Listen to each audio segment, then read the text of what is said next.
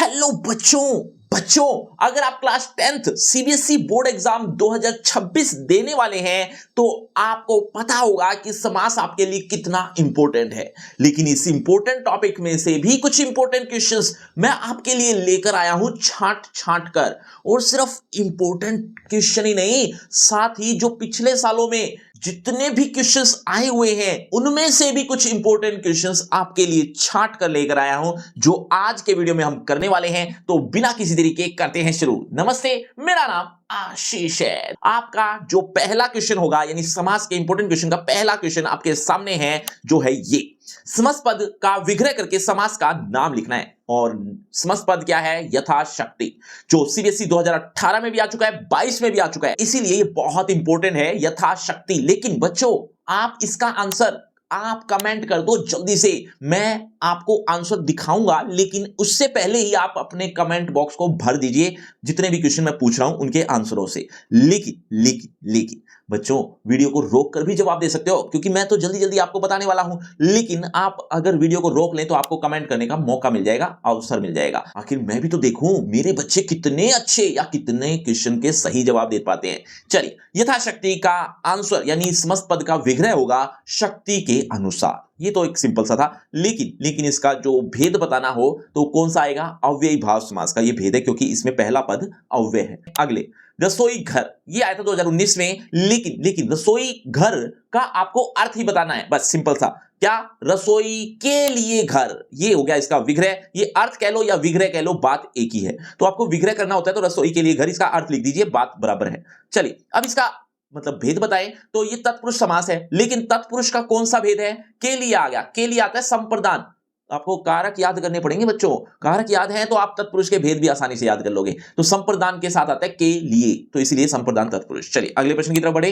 नील कमल 2020 में आया हुआ क्वेश्चन है बच्चों। नील कमल, देखो यहां पर किसी चीज की विशेषता बताई जा रही है, विशेषता है तो समझ में आ ही गया होगा। नीला है जो कमल, यहां पर कर्मधारय, जब भी कोई विशेषता बताई जाए तो कर्मधारय समास हो रहा होता है, ठीक है। और कर्मधारय सिर्फ विशेषता के लिए नहीं, कई बार रूपी शब्द भी आता है, वो भी आपके एग्जांपल में आएगा, देखते रहना। और देखो दशानन, दशानन 2 बार आया है, 2019 में भी आया, 2023 में भी आया, 2026 में वी नेवर नो। दशानन का अर्थ होगा बच्चों, दश है सिर जिसके, दश है आनंद भी कह सकते हो, मुख भी कह सकते हो, सिर भी कह सकते हो, तो वो है रावण, इस तरह से आप लिख सकते हो। लेकिन इसका विग्रह तो कर लिया, अब इसका भेद बताना है। भेद है ये अन्य पद प्रधान है यहां पर, यानी ना तो दस ना ही मुख, यहां पर तो रावण की प्रधानता है, इसीलिए यहां बहुव्रीहि समास होगा। बच्चों वन शॉट की बहुत डिमांड हो रही है, बहुत कमेंट भर जाते हैं मेरे, वन शॉट करवा दो सर। अरे वन शॉट ऑलरेडी करवा चुका हूं बच्चे, डिस्क्रिप्शन बॉक्स में जाइए, लिंक दे दिया है वन शॉट का, जरूर देख लेना। आप एक बार देख तो लो, बहुत अच्छे से पूरा सिलेबस कवर हो जाएगा जितना भी लिटरेचर पार्ट है आपका।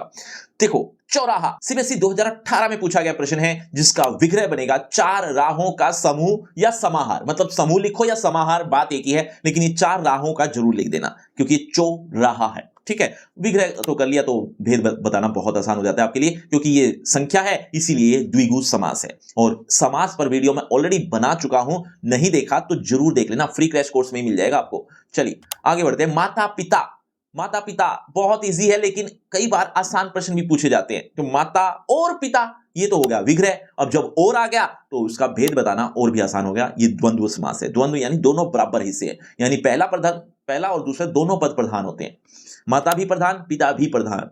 चलो हस्तलिखित, सीबीएसई 2022 में पूछा गया है। हस्त माने होता है हाथ, लिखित माने लिखना, तो हाथ से लिखित, तो हाथ से लिखित इस तरह से भी लिख सकते हो, हस्त से लिखित ये इस तरह से भी लिख सकते हो।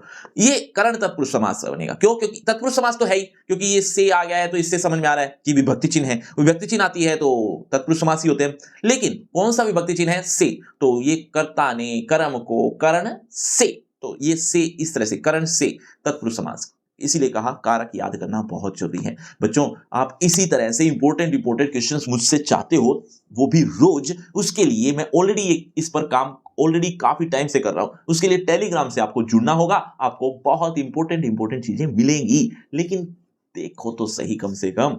चलो पीतांबर, पीतांबर सीबीएसई 2020 में पूछा गया प्रश्न है। देखो पीतांबर 2 शब्द हैं इसमें, वैसे तो समस्त पद में जितने भी समस्त पद हैं, जितने भी शब्द आप देख रहे हो सब में 2-2 पद हैं। तो पीत प्लस अंबर, पीत माने पीला, अंबर माने वस्त्र, तो पीला वस्त्र आया इसका अर्थ। तो क्या बनेगा, पीतांबर का मतलब होता है यहां पीले वस्त्र को पहनाने वाला, या सॉरी पहनने वाला को पीतांबर कहते हैं, जो कि होते हैं श्री कृष्ण। विष्णु जी भी पहनते थे। तो यहां कुछ भी लिख लीजिए, फिलहाल तो यहां की बात हो रही है मेन कि पीला है अंबर जिसका, तो ये बनेगा किसी अन्य अर्थ को संबोधित करने वाला, यानी बहुब्रीहि समास। चलिए अगला प्रश्न, आजीवन, आजीवन, जीवन पर्यंत, पर्यंत माने जीवन तक, आजीवन का मतलब बताना है आपको यहां पर, यानी अर्थ बता दो, विग्रह अपने आप हो जाएगा। आजीवन का मतलब होता है आजीवन कारावास झेलना। क्या होता है, आजीवन जेल में बंद करना। आजीवन का मतलब होता है पूरे जीवन भर, यानी लाइफ टाइम, तो जीवन भर इसका अर्थ आ गया। ठीक है, तो विग्रह करने में और आसानी हो, क्योंकि ये आ उपसर्ग है और उपसर्ग आते हैं या अव्यय आते हैं तो वहां पर अव्ययभाव समास होता है। चलिए आगे बढ़ते हैं। सज्जन, सतजन, सच्चा है जो जन, सतजन, सच्चा है जो जन, सच्चा है जो जन, है जो जहां पर आ गया ना, ये मैं है जो पर जो कंसंट्रेट कर रहा था वो आपके लिए कि है जो जहां पर भी देखने को मिल जाए तो समझ जाना वो कर्मधारय समास होगा। ठीक है, और सच्चा मतलब अच्छा। ठीक है, जन माने लोग, आदमी, कुछ भी कह लीजिए, और कर्मधारय समास तो आप विग्रह से समझ में आ ही जाएगा। वीडियो में आपको मैंने ट्रिक बता रखी है, अगर आपको लग रहा हो कि मैं तो बस वैसे ही बोले जा रहा हूं कुछ समझ में नहीं आ रहा, तो आप पक्का बिना वीडियो देखे हुए आए हैं तो वीडियो को देखकर आइएगा तो और अच्छे से समझ में आ जाएगा। तो वीडियो में जो मैंने ट्रिक बता रखी है विग्रह पहचानने की या भेद बताने की, वो बहुत ईजी तरीके से बता रखी है। चलो 11वें प्रश्न की तरफ बढ़ते हैं। तिरंगा, अब यहां पर भी दो भेद है, तिरंगा, रंग माने रंगा माने रंग हो गए, ती माने ती मतलब तीन, तो तीन रंग अब किसमें होते हैं वो आपको पता है, झंडा हमारा जो राष्ट्रीय ध्वज है उसकी बात हो रही है। तो तीन रंगों का समाहार, यहां पर कुछ अलग तरह से विग्रह भी कर सकते हो। तीन रंग हैं जिसके राष्ट्र ध्वज तिरंगा, यहां पर ये भी कर सकते हो लेकिन उसमें बहुब्रीहि समास आ जाएगा। ठीक है, लेकिन अब अगर इस तरह से विग्रह करोगे तीन रंगों का समाहार, तो आपको तो लिखना पड़ेगा तीन के हिसाब से, यानी संख्या के आधार पर, और संख्या के आधार पर ये द्विगु समास है। ठीक है, चलो अगले प्रश्न की बात करें तो राधा कृष्ण, राधा कृष्ण कौन ज्यादा इंपॉर्टेंट है, मतलब पद दो है यहां पर, एक राधा और एक कृष्ण, दोनों पद प्रधान ही है, दोनों ही इंपॉर्टेंट है। यहां पर तीन रंगों की बात हो रही थी, यहां पर राधा और कृष्ण की बात हो रही है, तो राधा और कृष्ण दोनों पद प्रधान की वजह से ये आ जाएगा द्वंद्व समास। लेकिन उससे पहले विग्रह तो करोगे राधा और कृष्ण, और विग्रह करने के बाद आपका बन जाएगा द्वंद्व समास। चलिए अगले प्रश्न की तरफ।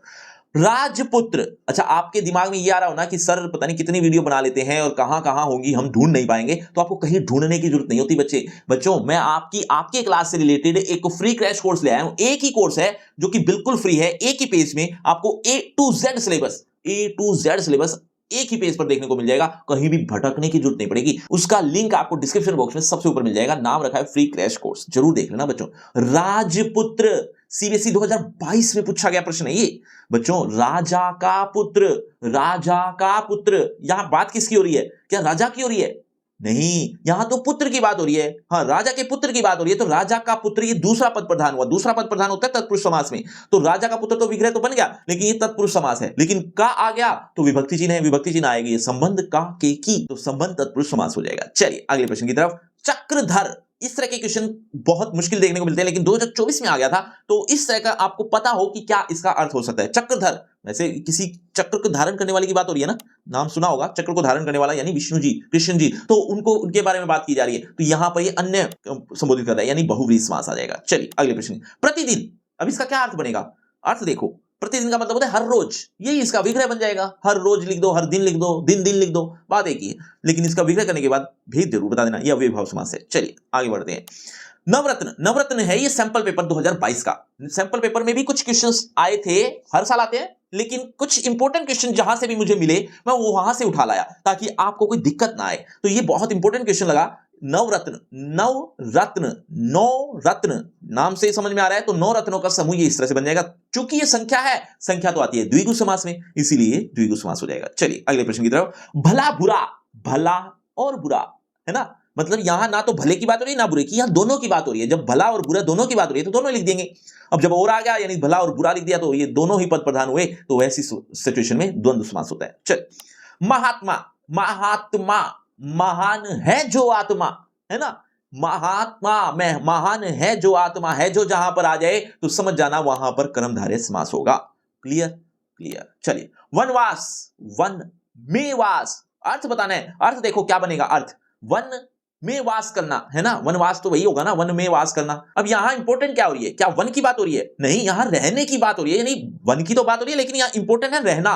वन में वास हो रहा है, वास यहां ज्यादा इंपॉर्टेंट है, तो इसीलिए वास हो गया प्रधान, और दूसरा पद प्रधान हो तो तत्पुरुष समास होता है। चूंकि यहां पर में आया हुआ है, में आता है विभक्ति चिन्ह में, मतलब विभक्ति चिन्ह का ही एक पार्ट है, तो विभक्ति चिन्ह आते हैं तत्पुरुष समास में, लेकिन कौन से में? अधिकरण में पर, अधिकरण तत्पुरुष समास इस तरह से आ जाएगा। चलिए, लंबोदर, अब यहां पर भी दो पद हैं, इसके अर्थ क्या बनेगा? देखो, लंबो का मतलब लंबा, उदर, उदर होता है पेट, लंबा है उदर, मतलब लंबा उदर का मतलब यहां लंबे पेट वाला, बड़े पेट वाला, बड़े पेट वाला थे, हम कहते हैं लंबोदर, कहते हैं श्री गणेश जी को। तो क्या कहते हैं? लंबा है उदर जिसका, ये है श्री गणेश जी। और जब तीसरे पर्सन आपको संबोधित कर रहे हैं, मतलब ना तो लंबे की बात हो रही है ना उधर की बात हो रही है, तो तीसरे पर्सन यानी गणेश जी की बात हो रही है, ऐसी अवस्था में यहां पर बहुब्रीहि समास होगा, है ना। बच्चों, टेलीग्राम चैनल में रिवीजन हो रही है, फ्री क्रैश कोर्स में आपको A to Z सिलेबस देखने को मिल जाएगा, और वन शॉट जो बहुत डिमांड में है, तो वन शॉट भी जरूर देख लेना, लिंक डिस्क्रिप्शन बॉक्स में दे दूंगा, आपको पूरा लिटरेचर एक ही वीडियो में समझ में आ जाएगा।